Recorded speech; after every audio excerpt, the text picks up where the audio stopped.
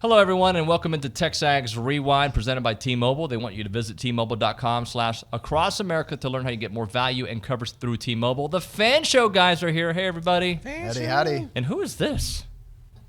A kid is here. JT, Kelly's son, is hanging out with us as we do the Rewind as the Fan Show guys. Fan Show. I didn't sing it today. You're right. I didn't sing it. Matt wasn't here. Gosh, it's Matt's fault. So today on the show, we did the Stephen McGee was on here, always giving some good insight to stuff. We talked about SEC schedules. Jim Schlossnagel's getting us ready for the regional that starts tomorrow at 1 o'clock. We talked about that one with Oral Roberts. Tony Barnhart, Mr. SEC, joined us on the Mr. College Football, Mr. SEC and Mr. College Football. How about that? We had him on the show. And these knuckleheads. Sutton made his debut. Kelly, obviously, Hunter, and JT. Take a watch. And so one of the big things that they were talking about this week was the 8 or 9 game SEC schedule. And I kind of don't want a 9-game schedule because I don't want to have a harder team on the schedule. That being said, I guess depends who you're playing up against, and I'd like better matchups for sure.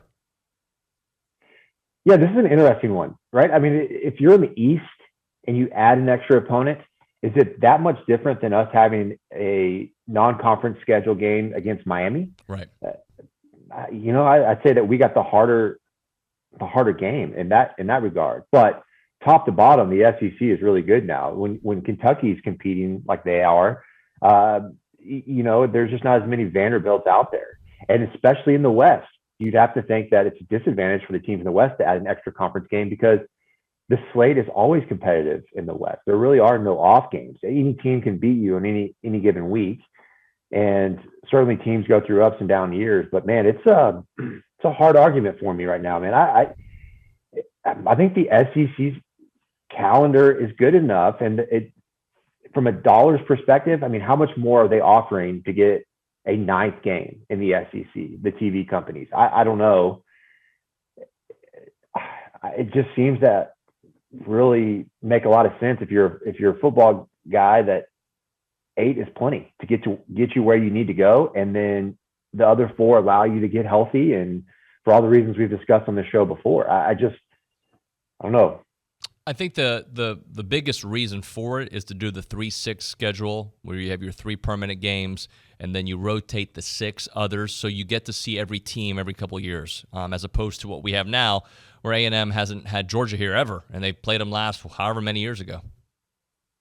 How do you levy the 3 though? And ultimately, is that fair? Is it regional based? Because if it's regional based, then A&M could get the slide in that instance because LSU, Alabama, Auburn. I mean, that's a tough 3, right? Yep. And whereas some teams could get stuck with like Kentucky, Vanderbilt. I'm sure that they're going to have a way of making it equitable, but the concern I'd have as an Aggie is saying, well, man, it's all about at that point, who are the 3 you get stuck with? Because there are going to be some potential years where if you don't have a hard 3, the teams you draw on the other 6 could be very easy, and you get to cakewalk into the championship. Yeah, I think the most prominent rumor out there, and it's, again, still rumors, is that A&M would be matched up in that kind of scenario more than likely with Texas, LSU, and Mississippi State, which you wouldn't get Alabama every year.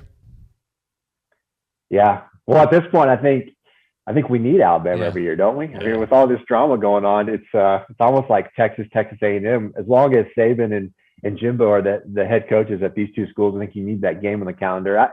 There's going to be some interesting calendar scheduling things that are going to, come into the fold. And so ultimately it's not going to be perfect, right? Someone's going to get left out. Someone's going to get dealt not quite as good of cards. And hopefully it's not us, but it always seems to kind of be us, whether you're, picking who makes it to the final or, is it basketball? It just seems like it's almost every time we get slided, but ultimately we're in the best conference, and we've got all the cards in our favor right now, and that's exciting to me as an Aggie fan. I'm really pumped to see where A&M is in the next 5 years, and you start talking adding in Texas and Oklahoma into the conference. It really does get exciting for an Aggie fan. Considering the adversity you guys went through this year, and there's been quite a bit, and we've kind of documented it all, but being the 5 seed, I think the word that I think of, you guys earned that 5 seed with the hard work and the perseverance this year, Coach. Yeah, no doubt about it. I think more than likely, I mean, even Tennessee had to overcome a big arm injury, and they had obviously a historic season. But I think anybody that makes it this far has had to persevere and overcome a lot of things. Us especially, just number one, just everybody being new. This time last year, or I guess we're about a week away from this time last year, where we hired a new coach, hired a coaching staff, tried to put together a roster. You had players that didn't know which way was up, which way they were going, and so I think everybody should be credited, mainly the players. But and then you throw in losing Christian Curtis and our starting shortstop for most of the season, probably our best overall player in Werner for the most of the season. It's been a cool story, and it's one we want to keep writing, that's for sure. And I mean, I know me personally, I will look back on this team as one that's just truly special and really has set a standard for the way we want to play moving forward. Talking to Jim Schlossnagel on the BCSI hotline. It is 100% on these players moving forward, over this whole season, I should say. But it was bound to happen. At some point, you guys are going to have to play TCU, your old school. So it might as well be now, Coach, right? Yeah. I mean, I knew, like I said earlier in the week, I knew when I left TCU to come to a place that was in the same region in the country that there was a really good chance that could happen. When I was considering Mississippi State in 2018, that was one of the lures there, was to maybe get as far away from TCU as I could, because I do still love that place, and I love those people in Fort Worth, and they treated me and my family so well for 18 years. I mean, I owe just about everything in my career to everybody there. But Texas A&M was the perfect fit at the perfect time, and so I knew that, I knew, number one, we're not playing during the regular season, but number two, more than likely in the postseason, that's the way these things work. When you're in Florida, they go through Florida State, Miami. When you're in California, they go through UCLA and Stanford. So you're going to end up playing the regional team. So it is what it is.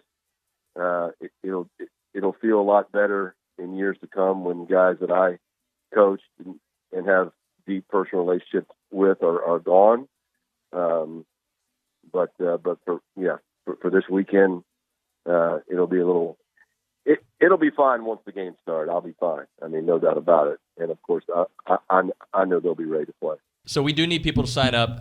It's going to be awesome, by the way, and we're going to kind of go through everything we're going to be doing, but it's going to be at Penberthy, 8 a.m. to 8:45, and then that's registration. Oh, that's check-in. I'm sorry, and then it starts at 9 a.m. Yes. And afterwards, I'm going to get to the afterwards part, and then we're going to go through the events itself.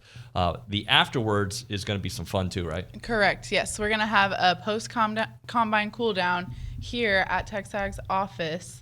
That's where you'll have your beer, and we'll have little finger foods and stuff like that. Not a full-on lunch, but we will have free beer. Yes, it just can't happen at Penberthy because they don't allow it. So that's kind of a womp. But we're working through kinks this year, so be patient with us. We're super excited to host this and see everybody's athleticism, or not so much. We're hoping to have a lot of laughs, a lot of fun, and get a good workout in while doing it.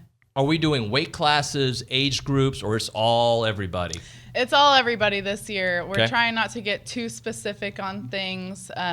Just for our first one, we kind of want to feel it out and see, where everyone's at and what people like, and get a lot of feedback. We are open to constructive criticism after this first combine, but we really want to get everyone out, and we may have some neat guest appearances. Oh, really? I won't name any names, but there might be some pretty cool people there. So prominent human beings from the Bryan College Station area. Correct. So I think I want to stress this too. You don't have to be in shape. I mean, if you're trying to win, you got to be in shape. But yeah, we're all trying to win. This is more like a fun thing too. So if you just want to get out there and hang out with some TexAgers, this is the way to do it. And staff will be there, and some staff will be participating. Correct. Yeah. So we're just here to have fun. We want to get everyone together, just to mingle, especially over the summer when sports aren't as prominent. So yeah. And I'm going to go through some of these. So you know this about me, I think. I don't want to call train or I'm training for this because I don't think that's the proper way of phrasing it, okay? Because I try to work out often, as does Billy. You're preparing.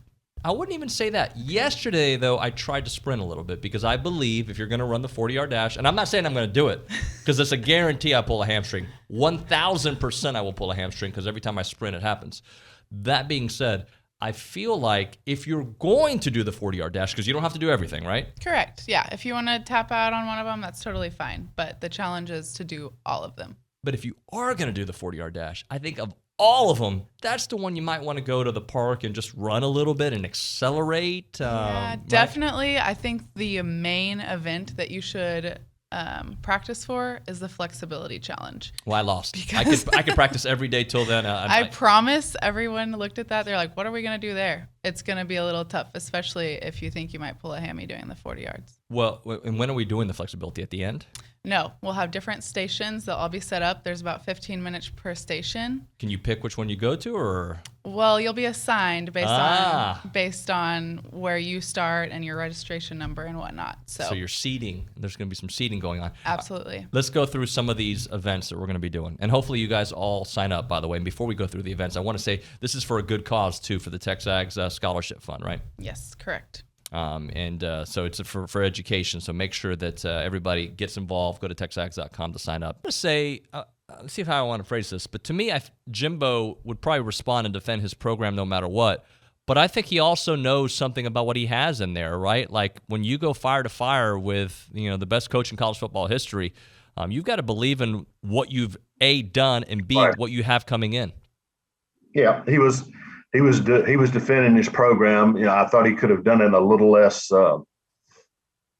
maybe a little less intensity, maybe something like that. But no, in this situation, you've got to fight for your program, and I understand that. And he knows he should have a pretty good football team, and I think that is all part of this. And look, hey, this job that we have, there's no heavy lifting here. Okay, there's no, this is supposed to be fun, and it was entertaining for a couple of days. But I guarantee you, people will start to look at that calendar and know that SEC Media Days are going to get here pretty quickly. Tony, I know the big topic of conversation beyond the drama was the SEC scheduling, and right. There's the 8-game model, the 9-game model. I think it's going to be a 9-game model, no matter what people say. But has anything really been figured out, and what is the holdup? Is it just getting everybody on board? Well, there's a couple of things involved. The coaches were presented with the 8-team model and the 9-team model. This much we know: divisional play is going away. Okay, it has outlived its usefulness, and there is no reason for it to exist. The question is, how are you going to schedule? And do you go 8 or do you go 9? The coaches saw one of each, and this is very unscientific. I'm going to post this column up in a little while. It looks to me that the 8 and 9 team model is gaining some traction, and that's because it would be 3 permanent teams on one side and 6 teams that rotate off. And the idea is to rotate through the conference more quickly. And with I think the 9-team model is gaining traction because the way it's set up, you would rotate through the conference every 2 years, and every 4 years you would rotate home and home through the entire conference. And I just heard a lot of coaches and people who believe in that concept. But what about having 9 SEC games? This is the SEC. This is not, some other conference, not the Big 12, right? Like this is every team can beat you pretty much. Yeah. Listen, you're going to have to put on your big boy pants and go to work. Okay. But while the competitive aspect is understandable and it makes it tougher, you also maximize the strength of your conference by playing a better inventory of games. Let's be honest. The television partners with the money they're getting ready to pony up are going to want a better inventory of games. And I think that will be part of it. The only hitch that I see is the obvious hitch, is that on most years, half the league will play 5 games at home and the other half of the league will play 4 games at home. That's an issue. But I think it's one that's going to be overcome by all of these other issues. Let's play the game how we end the show. Sutton, usually I would ask you because it's your debut, but JT's here. I'm going to ask JT. Totally. JT, how do we end a YouTube show? Like, subscribe, and share. Like, subscribe, and share. Anything else we need to do? Tell your friends about it, Hunter? Maybe comment. How about Comment. beat the hell out of ORU? There you can go. do that. Yeah, can we do that? All right, guys. Thanks so much. We'll see you next time on TexAgs Rewind. Gig 'em. Gig it.